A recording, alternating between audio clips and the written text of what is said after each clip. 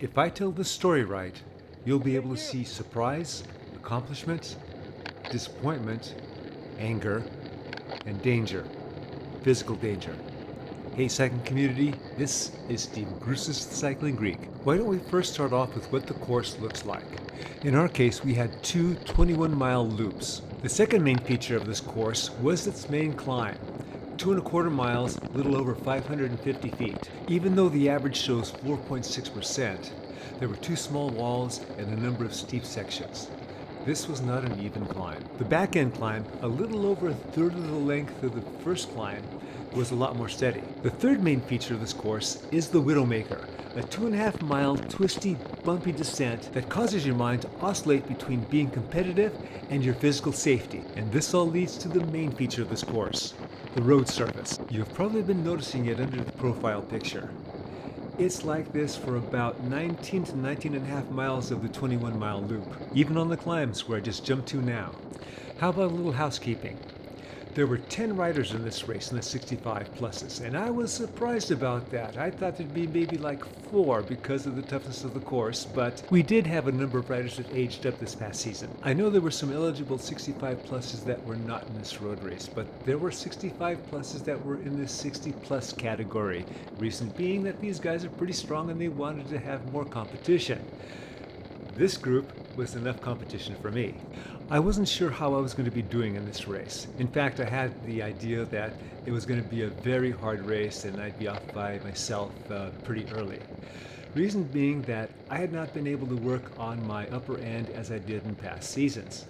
Reason for that is that of all the rain that we've had atmospheric river after atmospheric river after atmospheric river. The only positive for me relative to this situation is that everyone else was in the same boat as I was. I figured I would take the lessons that I learned from this race and apply it to my training since the rains have finally stopped. And this first lesson for me is what was going to happen to me on this first climb. Where was I going to get dropped? With my racing age being 68, and COVID canceling this race when I was 65, this is the third time I'm doing this as a 65 plus. When I was 66, I got dropped early in this climb and I only did one lap because I just didn't want to go down the Widowmaker a second time. Last year there were only 4 people in 65 plus and they combined us with the 55 plus 4s, 5s, and those guys beat me up the climb. So we'll see where I get dropped this year. Now this is one of the very few sections where there's no cobbles, there's no broken road. This is just nice and smooth. And we enjoyed it. Yes, we were going faster, we were pushing it, but it was such a blessing. At this point in the climb, and really the whole climb, I was just concentrating on being on these guys' wheels. I didn't realize it because I wasn't looking around. We were down to about a group of 5. I'm not home free yet, or top of the climb free yet. There's still a couple of walls in the middle of this climb, one being small and one being about medium sized. My weight's about 163 pounds, 74 kilograms, and I have trouble on anything that's very steep. When I'm training with my friend Natalia, who you've seen in previous videos, who weighs 2/3 of what I weigh, when we hit those steep climbs, I go backwards and she flutters up like a butterfly. So I'm expecting the same thing when we hit the steep climbs here. I'll go backwards and these guys will go up like a butterfly. We left the nice stuff and we're back on the regular bumpy parkours. Steep stuff is coming up. I of course never wanted to be in the front of the climbers, but I wanted to be toward the front, and since there's only 5 of us, being in the middle, 3rd position is good enough for me. Reason being that I wanted to be able to react, or have the possibility to react to anything that was going up in front, and also maybe to give myself a little buffer in case I needed to float back 1 or 2 riders. We are now on the smaller of the walls. John Nonino of Body Concepts, who's been pacing leading into this wall, slowed up a bit. I went to the left, and then Steve Clifton went past me. He's now leading, pushing the pace, and I'm doing over 300, 400, and 500 watts. I'm certainly not looking around on this wall that ranges from 7 to 10%, but if I was, I'd see that we'd have a little bit of a gap. But there's enough climbing going around that I'm sure I wouldn't be able to maintain it. So I just stay on Steve's wheel. Because I can assure you at the time I'm thinking that everyone else is right behind me and they're going to jump me at any moment. We just started the second wall, and this starts off at 10%. We are now at 12%. While Clifton is not a butterfly, he's got the butterfly effect going on. All I am thinking about is doing anything I can to just not get dropped. Body Concepts Zunino starts going past me. We finally dip below 11%. All I'm doing is concentrating on just spinning and staying on his wheel. I'm in my 29. I have a compact crank and have an 1129. I'm in my 29. My heart rate's up to 157. Now, that may not seem bad to most of you, but remember, I'm 68 and my max is about 164. My absolute max. I haven't seen it anything past that in years. Body Concepts Matt Peterson also goes past me. Even though we are now a group of 4, I don't know that. I'm able to muster resources and stay on his wheel and push my wattage up to 300, past 300. Now, my FTP is 270 watts. When I hit an even 300, I'm now in my VO2 max zone. When I'm in that zone and my heart rate starts to approach 160, a little voice in my head says, "Danger, Will Robinson," over and over again. Speaking of, I'm starting to falter, but I'm not dead yet. I know we're obviously getting toward the top, but it's certainly not an easy ride, and there are some steep pitches right before the top. I have to get back onto the wheels before we hit those steep pitches just so I have a chance to stay with them on those steep pitches. I'm using every trick I know to stay connected to these guys. That being stated, it is interesting to note that I'm not using the really fine line between aerobic and anaerobic death, just because this course is so darn bumpy. This is the final steep pitch before the top. I'm braking 400 watts just to stay on their wheels, so you can see that if I was off like 10 or 20 meters, that they'd be gone once they hit the top. Once we hit the top, I finally take a moment to look around. We are a group of 4. I am amazed. Analyzing, Clifton and Zunino are the strongest. Peterson, who seemed to have a little more trouble on this climb than I did, is stronger than I am, but he's been dealing with a cross-state move recently. I think I need to modify what I told you earlier. I forgot about this section on top, which is kind of a nice road. Probably the amount of bumpiness on this 21-mile road is about 17 miles minimum. All right, on to tactics. What do I do? What do the others do? What are the others thinking? Since there are 2 body concepts in our group of 4, I'm going to do as little as possible. The others are probably thinking that I'm the weakest one in the group, and they'd be right, of course. But they're also maybe a little surprised I made it over the top with them. At this point, they may not be sure about me. The next question is, what is Body Concepts going to do? Immediately, Zunino goes to the front and Matt Peterson is in the back. I see a couple possibilities. One, they want to get a little more distance from anybody that's chasing us from the back, even though they are spread out, so the likelihood that they'll catch on to us is very low in my opinion. The other is that Matt is the favored rider. He's the one that they're working for. Matt did find this climb a challenge, but they just got over the top, so they didn't have a chance to talk about this yet. It's about 8 minutes later, and this whole time, almost this whole time, Zunino's been in the front pulling. On a small downhill, Matt actually went to the front, but when he wasn't doing it, then Clifton was doing it. It was at this point that Peterson and Zunino first got together to talk. With the challenges that Peterson had on the first climb, he's looking a lot better right now. I'm pretty confident that the conversation does not include attacking and counterattacking. They're probably doing kind of a wellness check. A little while later, I had my own conversation with Clifton.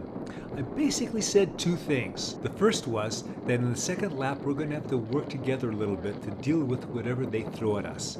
And the second was that if he ever chose to attack and go solo, that I would not chase. Jumping ahead again, we're going through some undulations approaching the back end climb.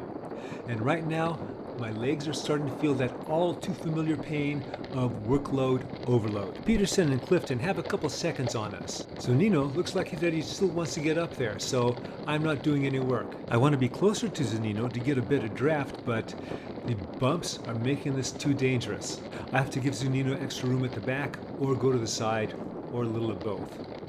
But we finally make it up to the other 2. We are now approaching the Widowmaker. What you didn't see on that back end climb was that I barely hung on to the back of these guys going over the top of that. You can also see that we lost contact with those front 2 again, and the main reason being going over those bumps, they were just going a lot faster. I not only had to watch for my line, but I had to watch for Zunino in case he crashes, I'd go over him.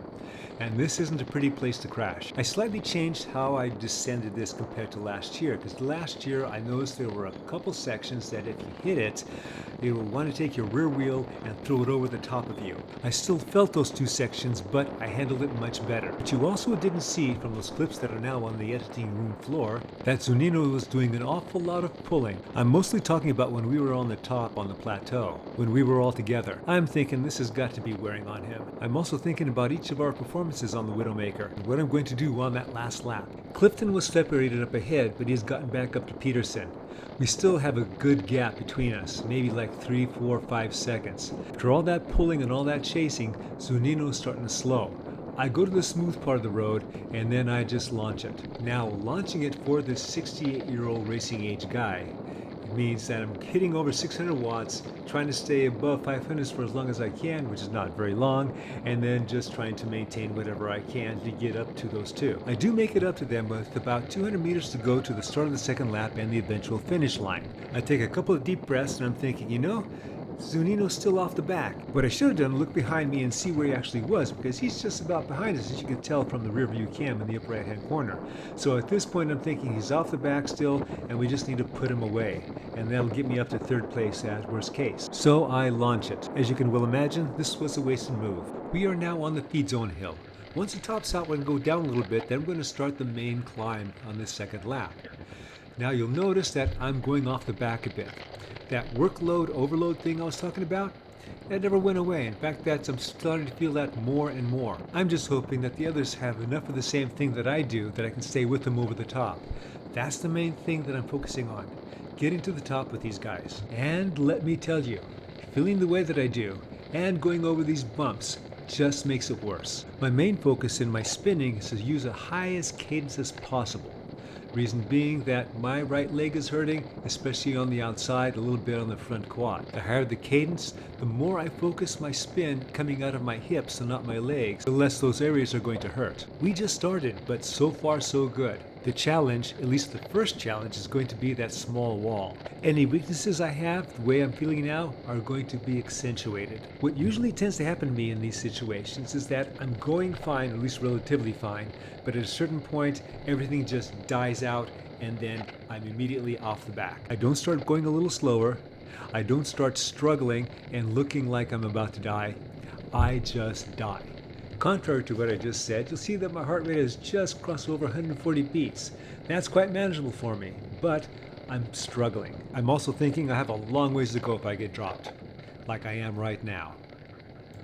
Legs hurting for 13 miles, I was going as hard as I can go, and then I was caught by these guys. And then I noticed two of them were 65s, and the other one was another group, and I'm thinking, man, did they work together? Am I going to be that guy that complains to the refs that these guys work together just so I can get on the podium for 65 plus category?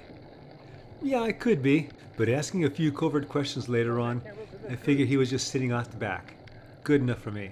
Previously, when I mentioned that when my legs go, they go, well, actually the first thing to go are my climbing legs. These guys passed me pretty much like I was standing still. So, as I often say, I'm not dead yet. So I muster whatever I can, and I start to go after these guys. As I was going after them, there was a mantra that I was having replaying through my head. The same mantra that I had when I was off for those 13 miles trying to stay away from these guys. Slow is smooth, smooth is fast. The problem with that in this case was that a lot of the course, it's not smooth. Now, the concept is that you're not going to surge a lot to go after somebody, and that's what kills off a lot of your power. But the pace concept of smooth seemed to be lost on these bumpy roads. The two in my group that caught and passed me are Jess Nyrenberg and Larry Peterson. Now, I called Matt's last name Peterson, but it's actually Matt Peters. I'm not going to go back and redo my voiceovers. Looking up ahead, Jess has pulled away and he's developing a gap. I'm trying to catch up to Larry. I'm pretty confident that I'm not going to catch Jess before I get to the top, but I'm hoping I'm going to catch Larry, because once you get over the top, it's still bumpy, and we're not doing the Widowmaker yet, but we're heading toward the Widowmaker, and we're doing some descending heading toward the Widowmaker. Looking up ahead, the rider closest to me on the right is a rider from another category. The one on the left, well, that's Larry. That's who I'm trying to catch up to. Now, up ahead, it's really bumpy, I know. You can see a rider cresting. That's Jess. He's got that much of a gap on us. I've accomplished my initial task, getting up to Larry and going over the top with him. That took a lot of energy, and I'm talking from my energy reserves. Jumping ahead a bit, we are now on the Widowmaker. Jess is out of sight. My potential 4th place finish has now gone to a potential 5th place finish, and it has potential for just knocking me off the podium. I'm now focused on beating Larry. All I want to do right now is just follow him. I don't want to get too close, again, because of that bumpy thing. Now, It looks bumpy here, and it looks bumpy in the rear view camera, but let me tell you, it was not as bumpy as what my eyes were seeing. If I was alone on this descent, I'd be going slower. Now, Larry slows up, so I just go to the front. I didn't want to go to the front, but I'm going to the front. We have a little respite of smooth section, but then it's going to go ugly again. With Larry in back of me, he's got control. So I'm just going to keep it steady here, and then when we get to the ugly part of the descent again, the second half, then I've got to keep the pressure on. No descending mamby-pamby. I've got to bring it. As I'm starting to go down and I'm really jostling myself, I'm thinking, if I fall, which sides will I try to focus on to land on? Then I'm thinking, I can't control this. One wrong move, and then I just crash, and I crash ugly. Not only will I break stuff, including parts of my body, the fetching Mrs. Cycling Greek will be exceedingly pissed at me. I'm also starting to think, this is really stupid. About that time, I am thankfully at the bottom. I turn around and I see a big gap. Didn't realize it was there. Obviously, I wasn't going to turn around while I was going down that ugly Widowmaker. But now I'm applying all the power that I can to try and stay away.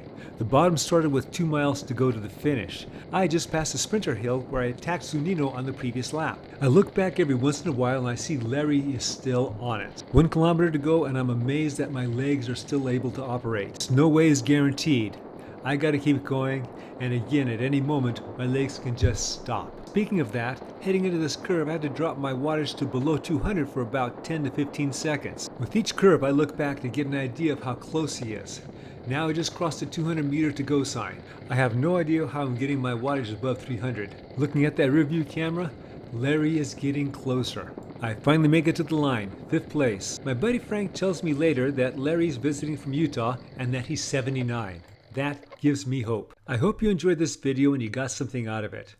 I enjoyed making this video. Regarding racing this course? Well, that's more of a philosophical question. As always, remember, comment, like, subscribe.